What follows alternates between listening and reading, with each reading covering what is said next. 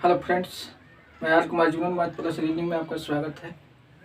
देखिए, सवाल ये है हम लोग आज का सवाल क्या कहता है हम लोग का। एक आदमी ने 360 रुपया में एक आदमी 360 रुपया में 144 संतरे खरीदते हैं और 10% के लाभ से बेच दिए। आपने प्रति दर्जन संतरे किस दर से बेचा था। एक आदमी ने 360 रुपया में 144 संतरे खरीदे और 10% के लाभ से बेच दिए।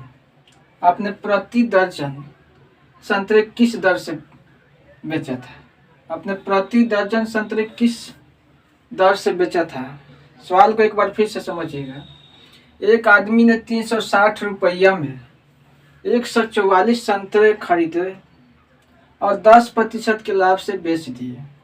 आपने प्रति दर्जन संतरे किस दर से बेचा था। आपने प्रति दर्जन किस दर से बेचा था। एक आदमी कहता है 360 रुपया में 144 संतरे खरीदते और 10% के लाभ से बेच दिया।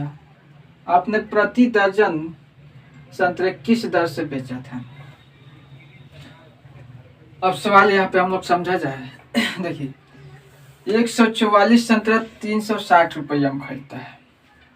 360 रुपया में 144 संतरा खरीदता है तो एक संतरा का दाम कितना हो जाएगा। टोटल 360 रुपया में अगर टोटल संतरा से अगर हम लोग भागा दे दिया जाए तो क्या ज्ञात हो जाता है। टोटल संतरा में अगर हम लोग भाग दे देते हैं तो ज्ञात हो जाएगा क्या, एक क्या हो जाएगा, एक संतरा का कीमत हो जाएगा। अब एक संतरा का कीमत इतना हो गया तो प्रति दर्जन कहता है। ये हो गया हम लोग का। देखिए, एक संतरा का क्रय मूल्य हो गया इतना, है ना। अब 10% के लाभ से इसको बेच देता है, प्रति दर्जन के हिसाब से बेच देता है। अब यहाँ पे देखिएगा 10% का भिन्न में मान क्या होता है। 10% का भिन्न में मान क्या होता है, 11/10 होता है। 10% भिन्न का मान होता है 1/10। 10% लाभ पर कहता है। इसका होल वैल्यू हम लोग निकाल लेते हैं। इसका होल वैल्यू क्या होगा, 10% का भिन्न मान 1/10 और लाभ कहता है तो ऊपर नीचे जोड़कर ऊपर में बाटा में नीचे जाओ खत्म। ये एक वस्तु का क्रय मूल्य मालूम, एक वस्तु के क्रय मूल्य में सीधा गुना होल वैल्यू का, एक वस्तु के क्रय मूल्य में होल वैल्यू का सीधा गुना तो क्या मालूम, विक्रय मूल्य। अब ये एक वस्तु का विक्रय मूल्य हो गया तो प्रति दर्जन कहता है। तो प्रति दर्जन कहने का मतलब एक दर्जन में कितना होता है, 12 होता है। तो एक दर्जन में 12 होता है तो 12 संतरा से हम लोग गुना कर देंगे, टोटल दर्जन मिल जाएगा हम लोग को। अब यहाँ हम लोग निकाल देंगे, कटाते हैं 1 0 से 1 0। 12 बराबर 144, 12 3 36, यानी 33 रुपया क्या हो जाएगा, 33 रुपया आंसर हो जाएगा एक संतरा का प्रति दर्जन। प्रति दर्जन कितने हिसाब से बेचेगा वो, 33 रुपया प्रति दर्जन। सवाल में देखिएगा। अब देखिए, ये सवाल जो हम लोग का देखिए 2016 का एनटीपीसी में पूछा गया है। 2016 के एनटीपीसी में पूछा गया सवाल है। सवाल में क्या कहता है, एक की लंबाई बी की लंबाई का 5/8 है। एक की लंबाई जो है, एक की लंबाई बी की लंबाई का 5/8 है। एक की लंबाई बी की लंबाई का 5/8 है। बी की लंबाई ए की लंबाई का कितना अनुपात है। बी की लंबाई ए की लंबाई का अनुपात कितना होगा। ए का लंबाई बी की लंबाई का 5/8 है। ए का लंबाई जो है बी की लंबाई का 5/8 है।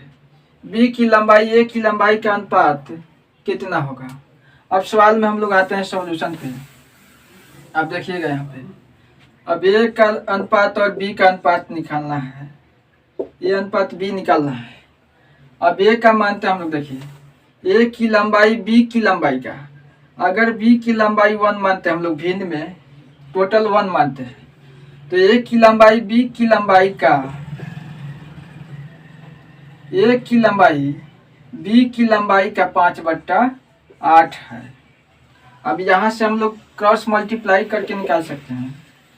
अब यहाँ 5 है, ये क्रॉस मल्टीप्लाई होगा तो क्या हो जाएगा, 8 हो जाएगा। अब ये अनुपात बी का अनुमान कितना आ गया, 5:8। यही तो पूछ रहा है सवाल में। हम सवाल समझिएगा, 3 नंबर सवाल क्या कहता है समझ लीजिए एक बार। दो क्रमागत संख्याएं ज्ञात कीजिए। दो क्रमागत संख्याएं ज्ञात कीजिए जिनमें पहले अंक का 3 गुना, पहले अंक का 3 गुना दूसरे अंक के 2 गुने से 5 अधिक है। दूसरे अंक के 2 गुने से 5 अधिक है तो संख्याएं ज्ञात करें। एक बार सवाल फिर से समझ लीजिएगा। दो क्रमागत संख्याएं ज्ञात कीजिए जिनमें पहले अंक का 3 गुना, पहले अंक का 3 गुना दूसरे अंक के 2 गुने से 5 अधिक है, जो अधिक है तो संख्याएं ज्ञात करें। दो क्रमागत संख्याएं ज्ञात कीजिए जिनमें पहले अंक का 3 गुना दूसरे अंक के 2 गुना से 5 अधिक है तो संख्याएं क्या होगा, ज्ञात कीजिए। दो क्रमागत संख्याएं ज्ञात कीजिए जिनमें पहले अंक का 3 गुना दूसरे अंक के 2 गुना से 5 अधिक है तो संख्याएं ज्ञात कीजिए। जब भी ऐसा सवाल देता है तो पहला और दूसरा हम लोग संख्या मानेंगे। जब भी अगर सवाल ऐसा हम लोग को दे देता है तो हम लोग मानेंगे क्या, पहला संख्या x मानेंगे हम लोग और दूसरा संख्या क्या आ जाएगा, क्रमागत कहने का मतलब दूसरा, पहला x माने है तो दूसरा क्या आ जाएगा, x+1। अगर यही तीसरा बोलता तो x+2 हो जाता, लेकिन यहाँ दो क्रमागत संख्या का बात किया है तो पहला संख्या x मानेंगे, पहला संख्या x मानेंगे तो दूसरा हो जाएगा x+1 हो जाएगा, दूसरा संख्या क्या हो जाएगा, x+1 हो जाएगा। अब सवाल में कहता है क्या, पहला संख्या का 3 गुना, ये पहला संख्या है, पहला संख्या का 3 गुना दूसरी संख्या का 2 गुना से 5 अधिक है, दूसरी संख्या के 2 गुना से 5 अधिक है। यहाँ से क्या है, दोनों आपस में बराबर है।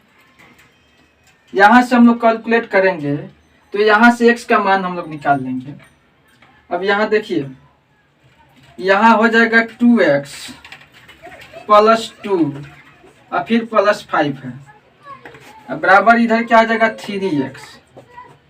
अब इधर हम लोग जोड़ लेंगे 2x प्लस क्या आ जाएगा 5 × 2 = 7 बराबर इधर क्या आ जाएगा 3x दिया हुआ है। 3x में से इधर लाएंगे हम लोग 2x को बराबर के इस साइड में लाएंगे तो माइनस में, तो x बराबर क्या हो जाएगा 3x इधर है और 2x इधर है, तो 2x को बराबर के इस साइड में जब भी लाएंगे तो प्लस रहेगा तो माइनस में आ जाता है और माइनस आता है तो प्लस हो जाता है। इधर क्या बच गया हम लोग का +7 बच गया। अब संख्या कहता है, देखिए x का मान तो यहाँ आ गया हम लोग का। अब संख्या यहाँ हम लोग माने क्या है, देखिए संख्या माने हम लोग x के जगह रख दीजिए 7 को, x के जगह अगर हम लोग रखते हैं 7 को तो यहाँ x का मान क्या आ जाएगा 7 आ जाएगा और x+1 दूसरा संख्या क्या आ जाएगा 7 + 1 हो जाएगा, यानी कि संख्या आ जाएगा हम लोग का क्या 7 और 8। आंसर क्या आ जाएगा हम लोग का 7 और 8 संख्या हो जाएगा। अब सवाल को समझिएगा, ये भी देखिए, ये भी एनटीपीसी के क्या पूछा हुआ है, 2016 का सवाल दिया हुआ है। अब देखिए यहाँ पे सवाल क्या कहता है हम लोग का, दो संख्याओं का गुणनफल इतना है, दो संख्याओं का गुणनफल क्या है, इतना संख्या है तथा एचसीएफ 26 है तो उनका एलसीएम ज्ञात कीजिए। एचसीएफ क्या है 26 है तो उनका एलसीएम ज्ञात करना है। अब देखिए दो संख्याओं का गुणनफल 35 82 8 है तथा एचसीएफ 26 है तो उनका एलसीएम ज्ञात कीजिए। अब देखिए यहाँ पे सवाल को हम लोग सॉल्यूशन करते हैं। यहाँ पे देखिए दो संख्याओं का गुणनफल, तो इसका फार्मूला क्या होता है, देखिए इसका फार्मूला होता है एलसीएम गुने एचसीएफ बराबर क्या होता है, फर्स्ट नंबर गुने सेकंड नंबर होता है। अब दोनों संख्याओं का गुणनफल दिया हुआ है इतना, दोनों संख्याओं का गुणनफल दिया हुआ है कितना, 35 8 28, 35 8 28 है।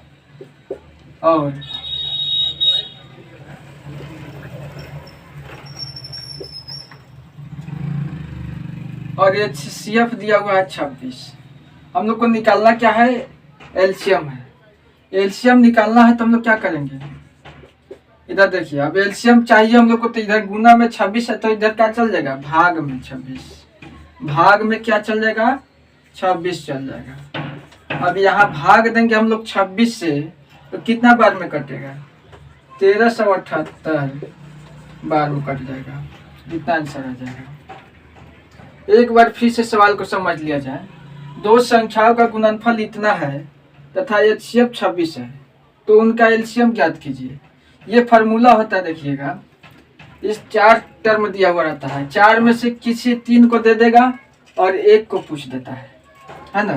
तो यहाँ पे 3 हम लोग को दिया हुआ है डाटा में और 1 निकालना है हम लोग को एलसीएम। HCF मालूम है तो एलसीएम मालूम कर लेना है। तो इधर 26 जो आया हम लोग का गुना में है, 26 जब गुना में आ गया तो बराबर के साइड में ले जाएंगे तो क्या हो जाएगा, भाग हो जाता है।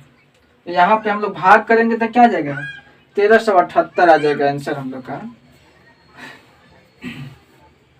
अब यहाँ सवाल देखा जाए हम लोग। अब ये सवाल जो हम लोग को क्या दिया हुआ है, 2016 में पूछा गया है। यह सवाल जो हम लोग का क्या दिया हुआ है, यह सवाल 2016 में पूछा गया एनटीपीसी के सवाल है, CBT 1 का है। अब देखिए यहाँ पे क्या है, भाग का साइन है, A² माइनस B² भागा A प्लस B बराबर 25 है, तो A माइनस B का निकालना है। सवाल को समझा जाए, देखिए A² माइनस B² भागा क्या है, A प्लस B बराबर 25 है, तो A माइनस B का मान निकालना है। A माइनस B का क्या निकालना है, मान निकालना है। अब A² माइनस B² भागा A प्लस B बराबर 25 है, तो A माइनस B का आंसर क्या होगा, निकालना है। अब देखिए A² माइनस B² बराबर क्या होता है, यहाँ पे देखा जाए A² माइनस B² बराबर क्या होता है, A² माइनस B² बराबर होता है A plus B into A minus B होता है ना। अब बट्टा क्या है, हम लोग भागा दे रहे हैं, तो भागा क्या है, A प्लस B से क्या कर देंगे हम लोग, भागा देंगे, ये क्या हो जाएगा, कट जाएगा।